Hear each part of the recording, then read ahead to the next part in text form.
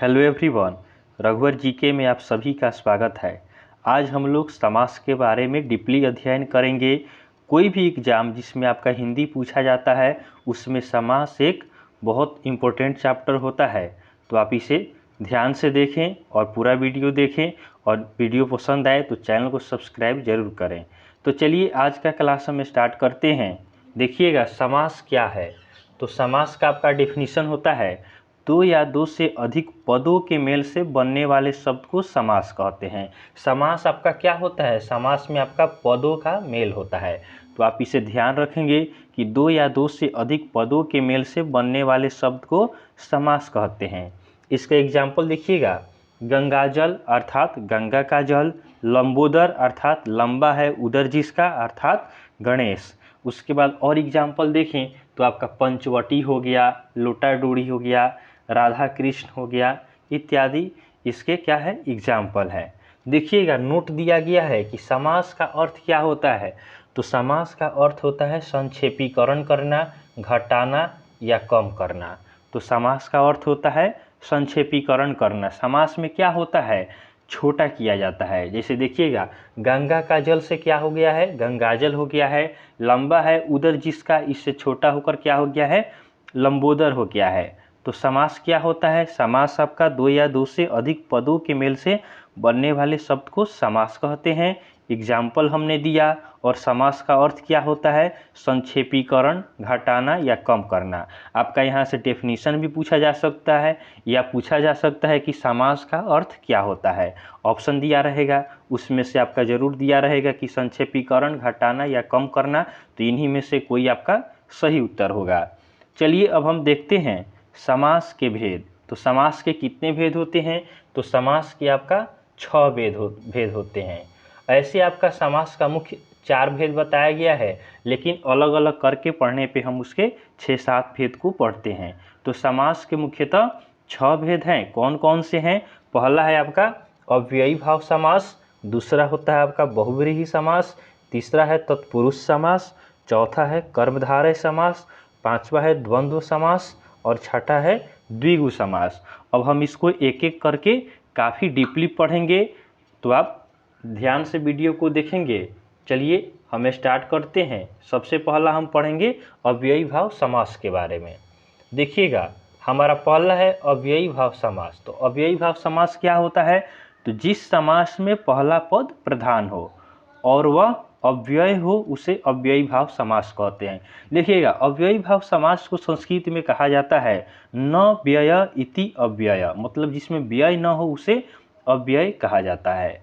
देखिएगा आपका डेफिनीशन है जिस समास में पहला पद प्रधान हो, तो इसमें प्रथम पद प्रधान होता है और वह क्या होगा? वह अव्यय होगा। जैसे यथा हो गया, प्रति हो गया, यह पद आपका प्रथम पद हुआ, यह आपका प्रधान होगा और अव्यय होगा, उसे क्या कहेंगे? अव्ययी भाव समास कहेंगे। एग्जाम्पल में देखिएगा यथाशक्ति, यथाशक्ति मतलब यथा प्लस शक्ति। प्रतिदिन हो गया, प्रति प्लस दिन, या उसके बाद प्रति माह हो गया, प्रति वर्ष हो गया। ये सब क्या होता है? यह सब आपका अव्ययी भाव समास का उदाहरण होता है। आगे देखिएगा और इसमें एग्जाम्पल है आजन्म, आ प्लस जन्म, यह भी क्या है? आपका अव्ययी भाव समास है। प्रत्येक, प्रति प्लस एक, यह भी आपका क्या है? अव्ययी भाव समास का उदाहरण है। देखिएगा यहाँ पे नोट दिया गया है कि एक ही शब्द बार बार आने पर भी वह अव्ययी भाव समास होता है। अगर एक ही शब्द का बार बार रिपीटेशन होता है तो उसको अव्ययी भाव समास के अंदर रखा जाता है। जैसे धीरे धीरे हो गया, दिनों दिन हो गया, बार बार हो गया, ये सब भी अव्ययी भाव समास के उदाहरण है। तो हमने अव्ययी भाव समास के बारे में पढ़ा है कि इसमें क्या होता है? प्रथम पद, पहला पद क्या होता है? प्रधान होता है और वह अव्यय होता है। जैसे हमने एग्जाम्पल को देखा है। और एक और बात देखा कि अगर कोई भी शब्द बार बार रिपीट होता है तो भी आपका अव्ययी भाव समास के अंदर आता है। तो बस आपको 2 पॉइंट याद रखना है कि अव्ययी भाव समास क्या होता है, इसमें प्रथम पद प्रधान होता है और वह अव्यय होगा। जहाँ अव्यय होगा और प्रथम पद प्रधान होगा वह क्या हो जाएगा आपका? वह आपका अव्ययी भाव समास होता है। देखिएगा हमने यहाँ पे देखा था कि जिस समास में प्रथम पद क्या हो? आपका प्रधान हो और वह अव्यय हो उसे क्या कहते हैं? अव्ययी भाव समास कहा जाता है। चलिए अब अगले हम टाइप को देखते हैं। हमारा दूसरा टाइप है बहुव्रीहि समास। यह आपका काफ़ी बार पूछा जाता है। अगर समास से आपका प्रश्न पूछा जाता है तो 90% फिक्स होता है कि आपका बहुव्रीहि समास का ही क्वेश्चन आपसे पूछा जाएगा। तो आप इसे ध्यान से देखेंगे। देखिएगा, बहुव्रीहि समास किसे कहते हैं? तो जिस समास में कोई भी पद प्रधान न हो। देखिएगा, इसमें कोई भी पद प्रधान ही नहीं होता है, पहला पद या अंतिम पद प्रधान नहीं होगा, अपितु बाहर से आकर कोई पद प्रधान हो जाता है। उसे क्या कहते हैं? उसे बहुव्रीहि समास कहा जाता है। देखिएगा, इसमें जो दिया रहेगा आपका, इसमें प्रथम पद या अंतिम पद यह खुद प्रधान नहीं होगा, अपितु इसमें दूसरा शब्द आगे क्या होता है? प्रधान हो जाता है। नोट दिया गया है कि विग्रह करने पे कोई तीसरा अर्थ निकलता है। तो हम क्या करेंगे? बहुव्रीहि समास कौन सा होगा? तो जिस शब्द का हम विग्रह करेंगे उससे कोई तीसरा अगर हमको शब्द मिलता है तो उसे क्या कहेंगे? उस शब्द को बहुव्रीहि समास कहेंगे। ध्यान दीजिएगा कि कोई भी शब्द है उसको आप विग्रह कीजिए और आपका कोई तीसरा फिगर उससे बन जाए, किसी तीसरे व्यक्ति के बारे में या वस्तु के बारे में आपको क्या हो, आपका दिमाग में आ जाए कि इसको विग्रह करने से कोई तीसरा चीज़ हमें मिलता है, तो उसे क्या कहेंगे? बहुव्रीहि समास कहेंगे। जैसे एग्जाम्पल देखिए, दशानन, दस है आनंद जिसका, तो दशानन से हमारे दिमाग में आता है रावण, की 10 है आनंद जिसका अर्थात रावण। तो देखिएगा, यह आपका डेफिनेशन के हिसाब से है कि नहीं है, कि इसमें दोनों पद प्रधान नहीं है, अपितु इसमें कोई तीसरा पद आके प्रधान हो गया है, रावण यहाँ पे प्रधान हो गया है। उसी तरह नीलकंठ है, नीला है कंठ जिसका अर्थात शिव। उसके बाद है लंबोदर, लंबा है उदर जिसका अर्थात गणेश। तो ये इसमें भी आपका अलग से पद आगे प्रधान होता है। वंशीधर अर्थात वंशी धारण करने वाला, अर्थात क्या होगा? श्री कृष्ण होगा। चलिए आगे बढ़ते हैं। आशा करते हैं कि आपको बहुव्रीहि समास समझ में आया होगा। बहुव्रीहि समास क्या था? तो देखिएगा, बहुव्रीहि समास में हमने देखा कि इसमें क्या होता है, यह खुद प्रधान न होके कोई अन्य पद इसमें प्रधान होता है, जैसे दशानन हो गया, ऐसे हमने एग्जाम्पल देखा है। अब हमारा अगला समास है तत्पुरुष समास। देखिएगा, तत्पुरुष समास किसे कहते हैं? तो जिस समास में अंतिम पद प्रधान हो, इसमें क्या होता है? अंतिम पद आपका प्रधान होता है, उसे तत्पुरुष समास कहते हैं। और इसमें पहला पद क्या होगा? पहला पद आपका संज्ञा या विशेषण होता है। सबसे पहले हमने देखा था अव्ययी भाव समास, उसके बाद हमने देखा बहुव्रीहि समास। अव्ययी भाव समास में हमने क्या देखा? उसमें प्रथम पद प्रधान था। बहुव्रीहि समास में आपका अन्य पद प्रधान हुआ, और तत्पुरुष समास में आपका अंतिम पद प्रधान होगा, और प्रथम पद क्या होगा? संज्ञा या विशेषण होगा।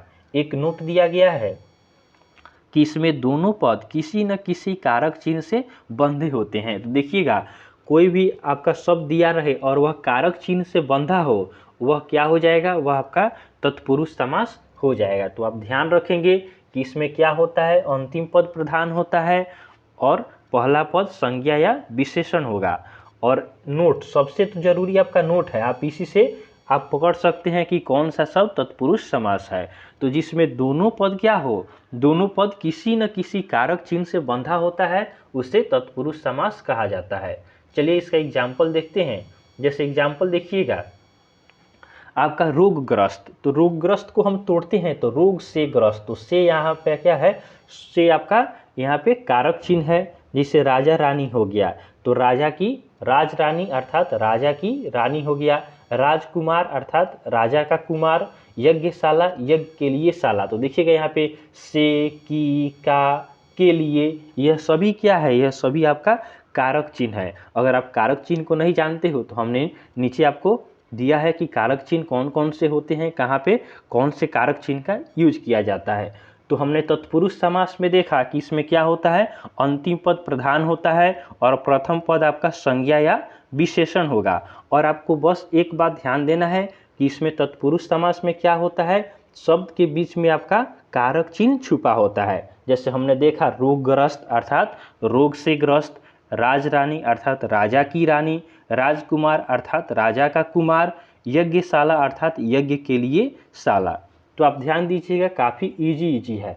आप आज हम इसको कॉन्सेप्ट वाइज पढ़ते हैं और कल इसका हम प्रैक्टिस करेंगे, ताकि आपको हमेशा के लिए यह चैप्टर याद हो जाए। चलिए अब हम देखते हैं तत्पुरुष समास के भेद के बारे में, जिससे आप कारक चिन्हों को आसानी से समझ जाएंगे। देखिएगा, कारक का नाम, सबसे पहले तत्पुरुष समास के हम भेद देखते हैं। इसमें हम कारक का नाम देखेंगे और कारक चिन्ह के बारे में देखेंगे। तो देखिएगा, फर्स्ट में है कर्ता। तो कर्ता के साथ आपका ने कारक चिन्ह का यूज किया जाता है। कर्म के साथ को कारक चिन्ह का यूज करते हैं। करण के साथ से कारक चिन्ह का यूज करते हैं। संप्रदान का आपका के लिए होता है। अपादान से होता है। इसमें क्या होगा, अलगाव होने पर मतलब इससे बिछड़ाव होता है अपादान से। संबंध आपका होता है का के की होता है। और अधिकरण का आपका होता है में पर होता है। ध्यान देंगे, कर्ता रहेगा तो कर्ता के लिए ने कारक चिन्ह का यूज होता है। कर्म के लिए को चिन्ह का यूज होता है। करण से, संप्रदान के लिए, अपादान से, संबंध का के की, अधिकरण में पर। तो आप इसे ध्यान रखेंगे तो आपका आसानी से तत्पुरुष समास को सॉल्व कर सकते हैं। तत्पुरुष समास क्या था, इसमें कुछ नहीं था, बस इसमें कारक चिन्ह छुपा रहता है। अंतिम पद प्रधान होगा, प्रथम पद आपका संज्ञा या विशेषण होगा। बस आपको इतना ही ध्यान रखना है। चलिए आगे बढ़ते हैं। हमारा अगला है कर्मधारय समास। देखिएगा, कर्मधारय समास क्या होता है।